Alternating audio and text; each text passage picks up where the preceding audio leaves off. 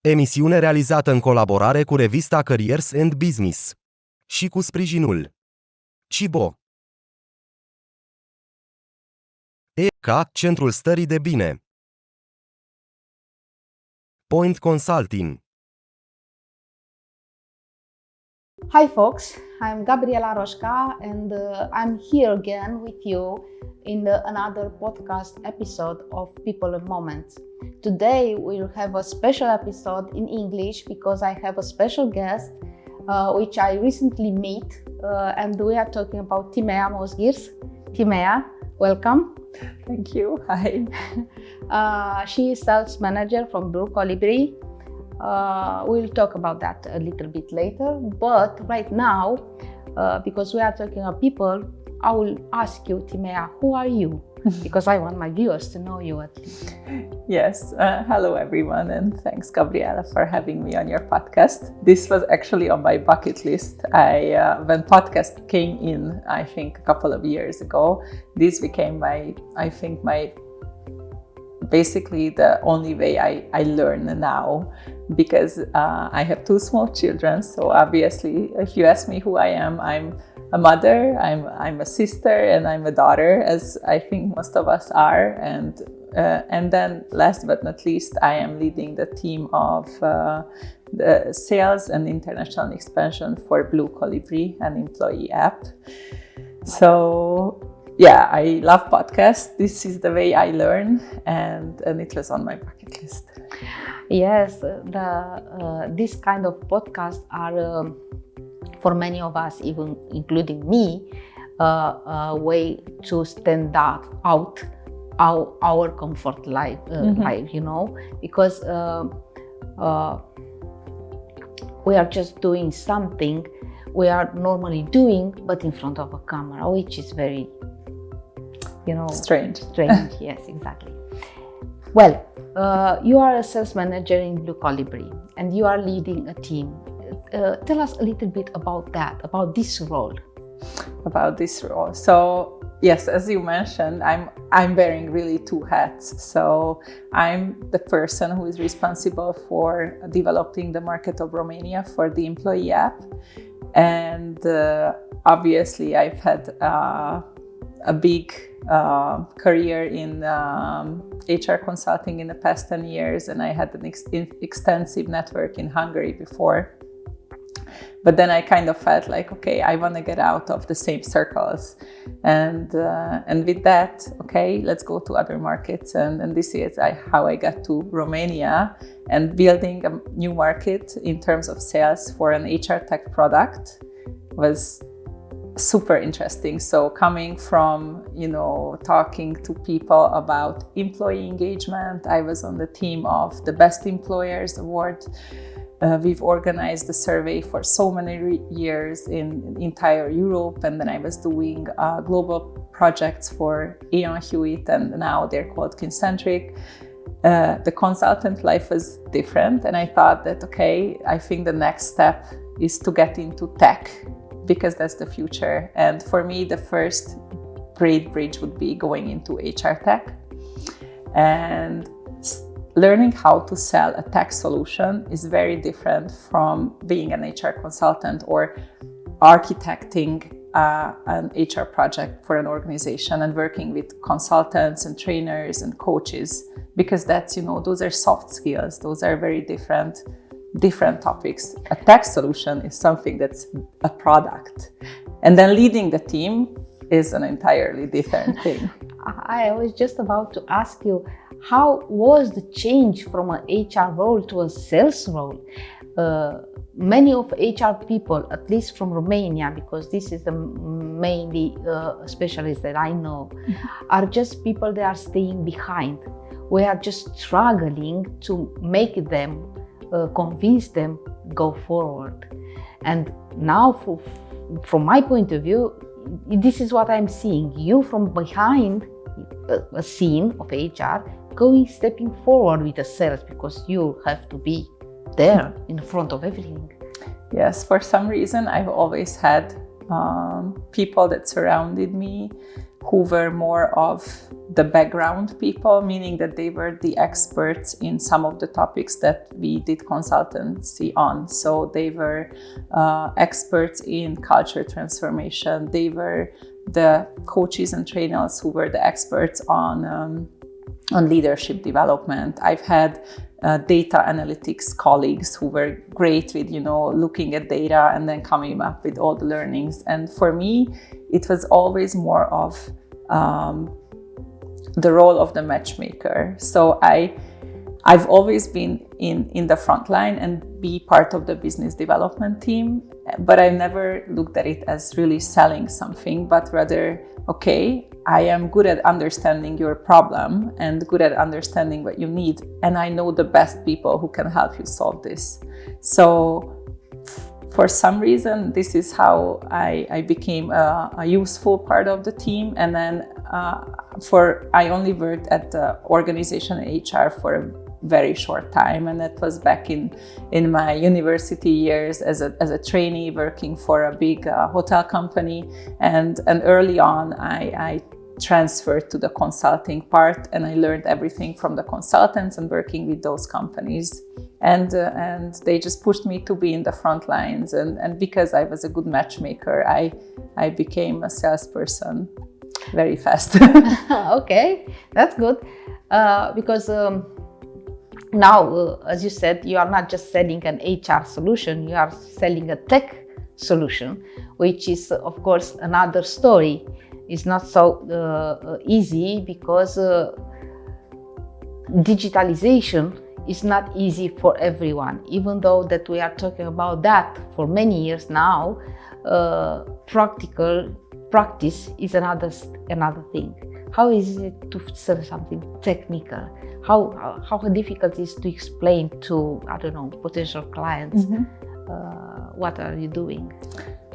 We see differences in maturity of different markets. Blue Colibri is active in Eastern Europe and also in the DACH region. So I think it's not news to anybody that west from us, so west from Hungary and Romania, companies are more mature and they're more prepared for these digital solutions. They are more picky, they have higher standards. And then as for the rest of the people in the CE region, there are some companies who just started digitalizing things. So I've heard stories where, the list of the employees are still kept in a notebook, where somebody was actually writing all their data. And this is a company with a couple of hundred people already. So this is not sustainable. And then, when GDPR kicked in, then, okay, this notebook can be stolen. So what do you do with the employee data? And this is not a choice anymore. The world became very fast, and we saw that, okay, in terms of sales and marketing, digital solutions are there and have been there for a long time. And then HR needs to pick up the pace and start digitalizing things. And first you start, with your employee data, and then you go to payroll, because I think that was mostly the first thing that people were pushed to do because of local regulations. You needed to provide all the salary information through official tools, and you don't have the choice to just give the salary in cash and not to have any sign of what happened. So I think payroll and HRM solutions are the basic things that HR started to digitalize. And then with having a lot of new jobs, ATSs came. So, we need to digitalize recruiting and hiring. So this is kind of like the second wave of digitalization. But as for your question, how hard is it? It is hard because we have a lot of stakeholders.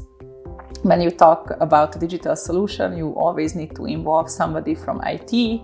And then we talk about data, so the legal department gets involved, or somebody who is responsible for data controlling. There has to be a data controller officer now in your organization. And then, of course, the decision is always coming from the top. If you have somebody with a mindset of development, going forward, having a futuristic point of view on things, they will have an open mind to these digital solutions. And a lot of times it's the CEO or the market that you're serving, the people that you surround yourself with, and also new generations coming in who are already digital nomads in that sense.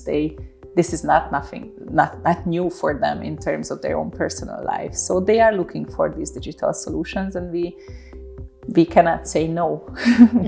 Yes, of course. One other thing that is very special to tech solutions is that they are always transforming. They are always upgrading. How do you do in Blue Colibri this upgrading? Where do you take the information? How do you proceed or process the information? I think it's easier if you're a cloud-based solution because from a technical point of view, it's faster for us to update the app constantly. And I think we get the information from our clients and from the surrounding competitors. So these are our two main sources. And we started out as solely an internal communications app because we had a problem in an organization. The founders used to be an employer branding consultancy, a communications consultancy, and they've delivered a lot of employer branding projects in organizations where they had non-desk employees. And they created these great campaigns. They had nice messaging. They put out great creatives with posters, with the stickers in the toilet, on the mirror, in the elevator. And then at the end of the day, when they closed the project, and then the CEO was asking, okay, but Tamás and Vicky, our founders, how can you prove it to us that our messages really got to the end? So if I go out to the warehouse and if I ask the guys who are packing the packages, what are our corporate values, can they tell me? And then they sat there and they said, okay, I cannot really prove the fact that they read that poster, they know these things. And then they realized, okay, but every one of those guys have a smartphone in their pocket. And if you look outside right now at the window, somebody is smoking and then looking at their phone. So why not create an app that is accessible for everyone, no matter if they have a corporate email address, no matter if they have any kind of laptop or what is the role that they work in. They need to be able to access this information. So originally it was for internal comms, and then the rest of our features regarding onboarding, learning, administration, and then of course community building and engagement came as per the request of our clients, saying that, okay, this works. We know how to reach people. They enjoy it. They feel connected to the company. They feel connected to the management team. Let's use it for other things if we already have it and they like it. And then, of course, I think the tech world is very, very fast in development. So we saw all these solutions coming in, and most of them were specifically focusing on some parts of HR. We see a lot of great companies for performance evaluation, or solely just HRM or HRIS systems that are really just for employee databases and for you to report anything that you need. And we also saw great gamified solutions for employee engagement measurement or even development. And we saw that, okay, obviously, if these companies were born, these solutions are being financed, then this is also a need maybe that our clients currently don't face as, like a very urgent need, but it is coming if people are working on it, and let's do that and let's include some of the new solutions. So two of the sources are really the clients and the surrounding market, and being a cloud-based solutions give us the opportunity to always develop super fast and push it out to all our clients at the same time. Yeah, this issue related to the speed, it's a very big issue because the technology, we know the technology is way in front of us, and yeah. I don't know if we will be able ever to catch it, but well, we'll see.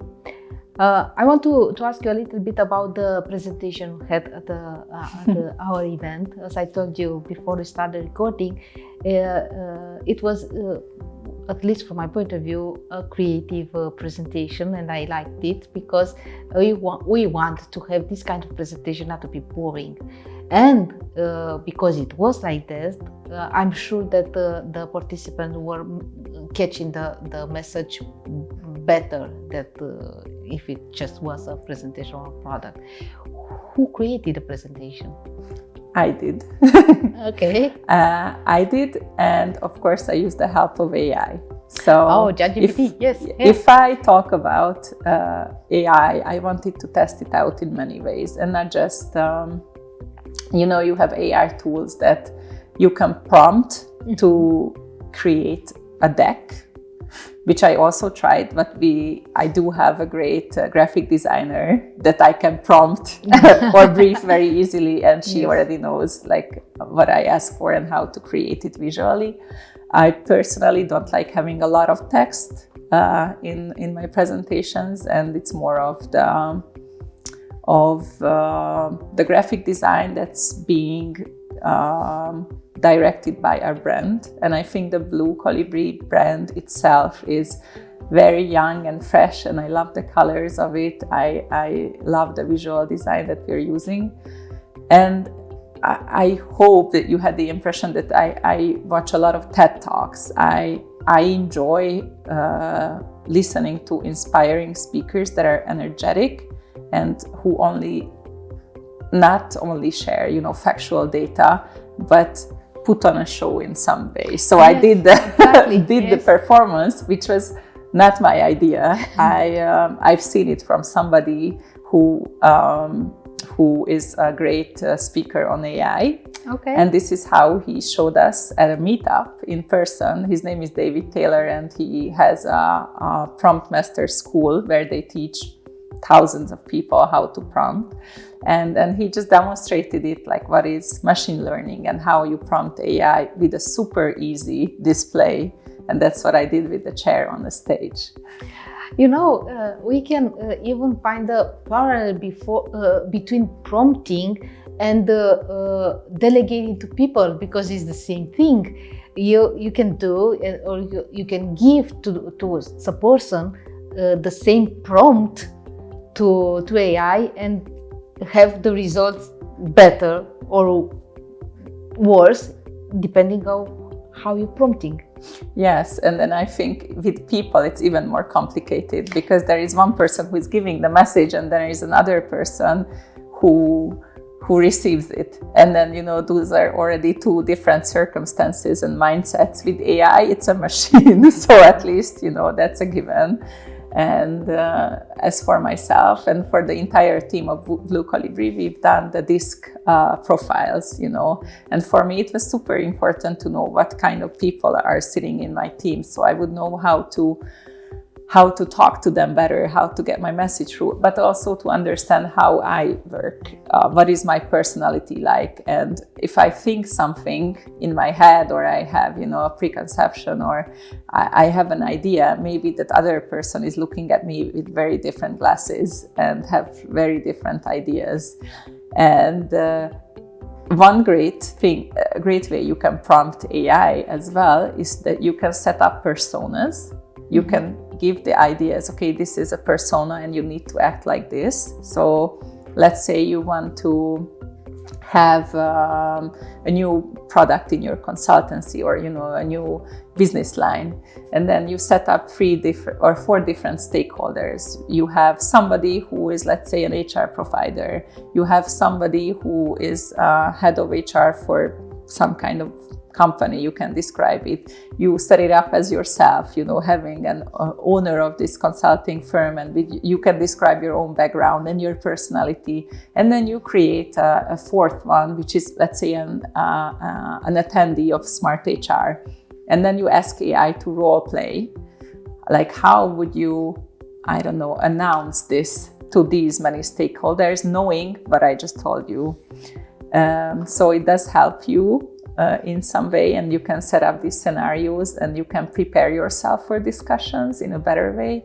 But also, I think you still need to learn these techniques, and now there are many resources how you can do it. And I think, like, now being a really fresh leader. And with working for 10 years in leadership development, but it's so different when you have these frameworks and you have senior people around you and you're listening to all these, but to learn how to coach people and how to pay attention to them and know everybody personally is very hard in real life. Yes, because many people are afraid that AI will steal our jobs, will steal our life. And I know that we had also a discussion panel in our event about that, which I didn't see too much because I had to organize some things. But myself, I believe that it's not about that they will disappear, they will just transforming. And I want to ask you, what do you think about that AI? Will it rule our lives in the future? It will not rule our life. It will affect it in a very deep way. And I have a lot of thoughts regarding this. So I do see a lot of social responsibility, and with this moment, of course, there will be a lot of regulations and policies. But as I said in my presentation, that we as individuals who now have access to a lot of these AI chatbots have the ethical responsibility not to ask it to do things that I wouldn't ask my own child to do. So I think there is that part, and of course on a higher level some of the regulations. But I was always the kind of person that would go towards the ball. If you're playing a ball game, you're not standing behind the action, but you would run where the ball goes. And I think it should be the same with AI, to go with the technology, trust it. It will affect us very much. Today at an event that I attended, somebody said that it's not really to work faster, but to work smarter. And I think that's what needs to be done. Of course, it still has a lot of glitches in that sense. Sometimes it gives you the wrong answer, and you need to be smart enough to take a look at the answer and decide, okay, does it match the reality really? Process it, to Yes. verify it, yes.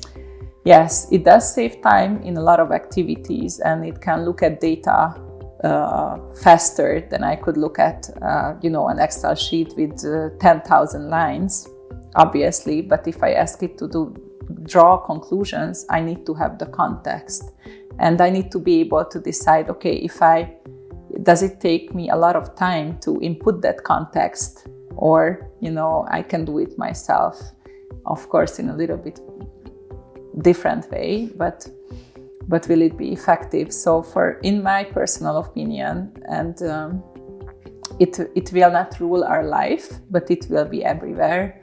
If we already see production companies, how they have changed their operations, we see sales and marketing, everything is affected by AI. So a lot of marketing tools, we have a lot of data intelligence tools that can check everything and help you with things. HR, of course, I think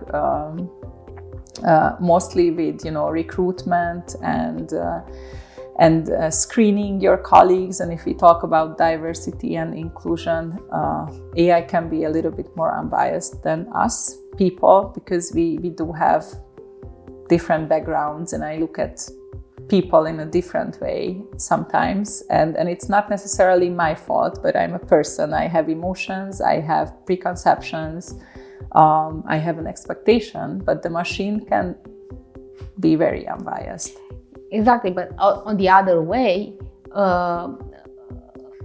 not all the conclusions an AI would draw will be the right one, because sometimes we need to even take care or to have attention to our emotions, because they matter. Yes, and I think especially when it comes to culture, I've seen organizations that had a strong culture, and if somebody was not culture fit, the organization organically pushed out that person. and they couldn't perform in that sense. And what makes us humans are emotions and humor, in my personal opinion. And AI cannot do that yet. Why? So. Did you ask ChatGPT to tell you jokes? Yes, and they're not funny, they're lame. So and you know, like the reactions and the feelings, the impression, the energy that, I don't know, we have right now, it cannot be created yet. And if you would, you know, try to talk to a robot at this point, they are still a cold machine. So they do predict that by like 2035 there will be a very, very big change, and we will have this, you know, supercomputer that knows everything, which is, I cannot even imagine, you know, with having such a thing. But I don't think the solution is to run away from it, but to start picking it up very slowly, start experimenting with it, as I talked about it at the speech at Smart HR, and then figure out the ways how we can benefit from it, and also our organization. There is a book, Origins, is called, by Dan Brown. And he's talking in this book exactly about the transformation and the synergy between the humans and the AI, and how he predicts somehow the future of humankind, that they will transform into some kind of cyber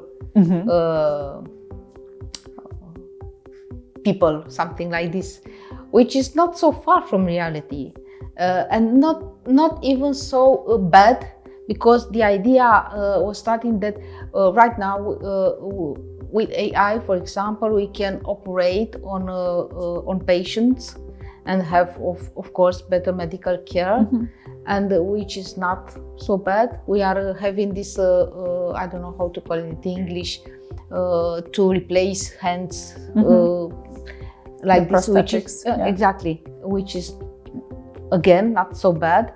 It's just that we will just have to be aware of the limit. Yeah, and that's I think if you search any of the speeches that Sam Altman, well, right now, you know, he has been fired from OpenAI and then maybe came back. It's hard to. It was very funny because he was in my presentation on that day, and then when I was gonna talk, and then the previous Friday he was fired. So I was like, okay, I just delete this slide. But he has been talking about like how AI can influence medicine. And many times he returns to the fact that, okay, yes, with like surgeries, it can be very precise, and the machines are, you know, their hands are not shaking, but the empathy, and imagine that you are told that you have a bad illness. If you're being told by a machine with zero emotions, I think that could be the worst experience of your life. And then doctors are just not there just to have surgeries, but they have a big effect on you as a person as well. Yeah, I always just remember it is a movie, Up in the Air, with George Clooney. I don't know if you see it, when he and his team was hired to go to different companies and fire people. Of course, because he was doing that many times, he didn't have too many emotions related to that. So he was a little bit AI in that position. Yeah. Because people that were fired by him were just crying, screaming, and do like, I don't know. And he was, so yeah, it's a parallel that we just have to have in mind. Yeah, and I also think that, you know, things as a big picture, they balance themselves out. So if we're going in the way of high-tech solutions, there is a part of me that wants to go back to nature. So I'm working on the computer all day. I'm talking about tech. I became very interested in AI. But you know what I enjoy doing in my free time? I enjoy going on hikes with, you know, just being in nature. I love playing in the yard with my kids. I enjoy gardening, and this is how I think it will balance itself out, that with us having a tech solution take a lot of our jobs, meaning that, okay, most likely you need to reskill yourself, because maybe you need to learn how to prompt and, don't write those emails yourself. But let's imagine a world where, if the time that I save with this technology, I can spend enjoying life. And I think that part of us will go back to nature and be looking at, all the designs that now are trending in terms of interior design. We're going back to this Nordic style when everything is wooden and in like pastel colors, and you don't want to have crowded things around you. Even my children, they go to a kindergarten that's very natural. They have only natural toys made out of woods or handmade, and the entire philosophy is just going back to nature and those basic things. And on the other hand, I know that they will be on very the digital. smartphones. Yes, and I know that, and I don't deny it. I don't tell them not to look at me when I have my phone in my hand, but I think this balance will help us to keep sane, and maybe to have more time as a society to enjoy life and have machines do stuff that we don't want to do, or at least I hope that's the case. Or we should relate more, because the relationship with communities are very important. What are Blue Colibri's plans for the future? Oh, that's the startup world is very interesting after coming from a big multinational consultancy, and with being a scale up now, we are looking for our third round of investment, which is yes, okay. But it's very exciting, because we are looking into a bigger amount of money for us to be able to expand more into the region and also to build our technology even more. We already have AI-based solutions, so we plugged in ChatGPT. The solution speaks 16 languages, and we have a search assistant, but we have so many opportunities to come. We are in a field where we can provide solutions for internal comms, for e-learning, for core administrations. You can manage your holidays, your employee database through the system. You can have a collaborative platform with a ticketing system to help your teams communicate better, and you can track everything that needs to be done. And I think that's my favorite part, is really the engagement and the community building, as you mentioned, because it's not enough for people to only be able to take care of the official and serious business-related things, but they do want to relate, and they want to find out that, you enjoy fishing, I enjoy fishing, then let's have, this small community where we post pictures of fish that we caught, exactly, and it's very fun, or send recognition cards, and these are just a great way to offer a digital way to give positive feedback, because sometimes we just forget about it when we're interacting in person, because we have so many topics we want to discuss, and I just forget to tell you that I really enjoyed working with you today. And then when you're on the way home and you're sitting in traffic, you can just send the recognition card. And the future is that we really want to put more effort in building brand awareness in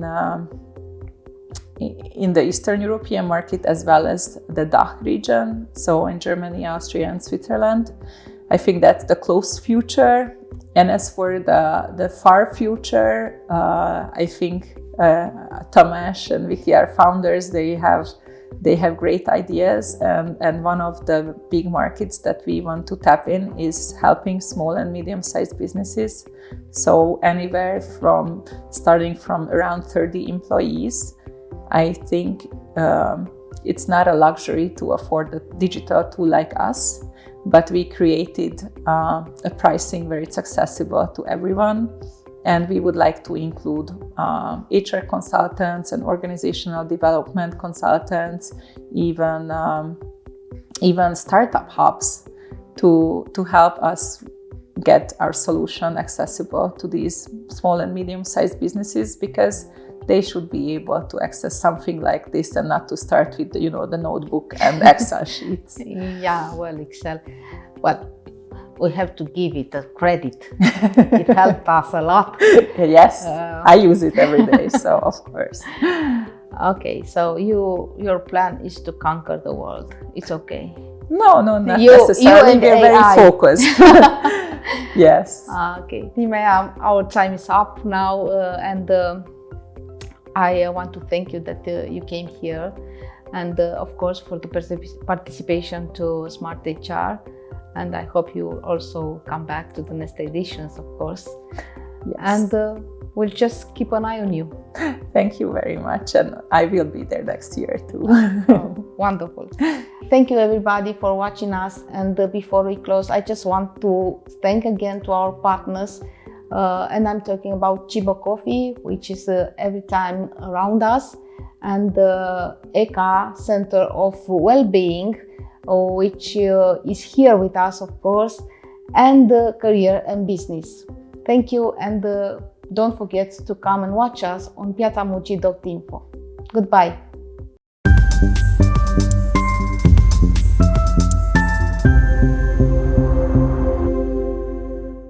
Emisiune realizată în colaborare cu revista Careers and Business și cu sprijinul Cibo, ECA, Centrul Stării de Bine, Point Consulting,